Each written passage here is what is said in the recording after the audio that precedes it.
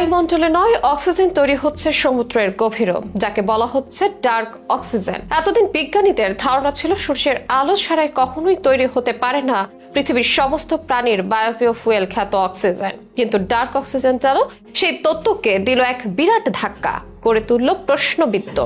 অবিশ্বাস্য মনে হলো বিজ্ঞানীরা সম্প্রতি আবিষ্কার করেছেন ডার্ক অক্সিজেন। কি এই রহস্যময় অক্সিজেন, কিভাবে বা তৈরি হচ্ছে এতে, আর আমাদের কি কি দরকারে লাগবে বিশেষ এই অক্সিজেন? কেন ডার্ক অক্সিজেন নিয়ে বিজ্ঞানীর মধ্যে দেখা দিচ্ছে বিরোধ? সব প্রশ্নের উত্তর নিয়ে থাকছে আমাদের এখনকার বিজ্ঞান আপডেট।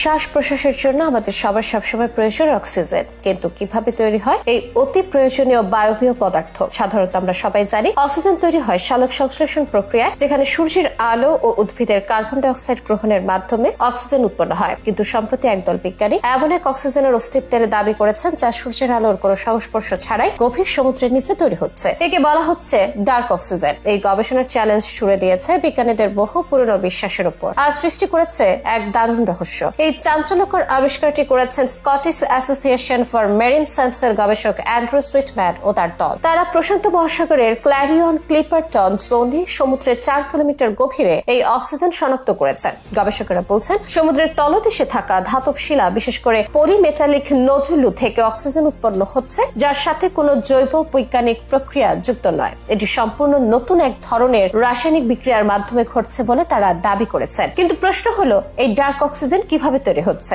গবেষকদের মতে সমুদ্রের তলদেশে থাকা কিছু ধাতব শিলা এবং খনিজ পদার্থ, বিশেষ করে ম্যাঙ্গানিজ, নিকেল, কোবাল্টের রাসায়নিক বিক্রিয়ার ফলে অক্সিজেন উৎপন্ন হতে পারে। বিষয়টি এখনো গবেষণা পর্যায়ে থাকলেও বিজ্ঞানীরা বলছেন এটি জীব জগতের উৎপত্তি সম্পর্কে আমাদের দীর্ঘদিনের ধারণাকে প্রশ্নবিদ্ধ করতে পারে। এই আবিষ্কারের পেছনে আরেকটি বড় কারণ রয়েছে, সেটি হলো গভীর সমুদ্র খনন প্রকল্প। সমুদ্রের গভীরে থাকা পলিমেটালিক নোডুলু অনেক মূল্যবান ধাতু রয়েছে, যা বৈদ্যুতিক গাড়ির ব্যাটারি থেকে শুরু করে বিভিন্ন নিম্ন কার্বন প্রযুক্তিতে ব্যবহৃত হয়। ফলে অনেক খনি কোম্পানি গভীর সমুদ্র থেকে এই ধাতু উত্তোলনের পরিকল্পনা করেছে। কিন্তু বিজ্ঞানীদের এই নতুন আবিষ্কার বলছে সমুদ্রের গভীরেও হয়তো আরো এক অজানা বাস্তুতন্ত্র রয়েছে, যেখানে অক্সিজেন উৎপন্ন হয়। এই কারণে খনন কাজ করলে হয়তো সমুদ্রের গভীরে থাকা গুরুত্বপূর্ণ ইকোসিস্টেম ধ্বংস হয়ে যাবে। তবে এই আবিষ্কারকে ঘিরে বিতর্ক কম হয়নি। অনেক বিজ্ঞানী এই গবেষণার গ্রহণযোগ্যতা নিয়ে প্রশ্ন তুলেছেন। জার্মানির কিয়েল ইনস্টিটিউটের গবেষক ম্যাথিয়াস হেকেল বলেন, গভীর সমুদ্রের নমুনা সংগ্রহ করা অত্যন্ত জটিল।